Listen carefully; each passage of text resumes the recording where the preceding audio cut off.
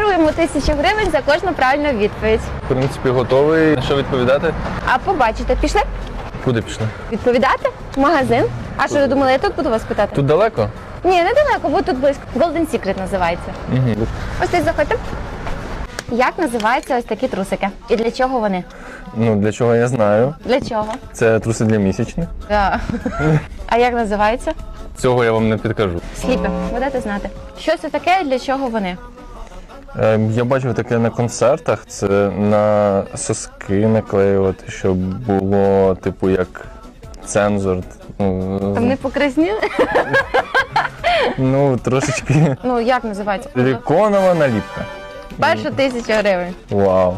Що це таке і для чого вони?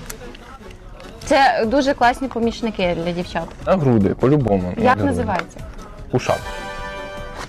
Розумієте, ви не на того напали.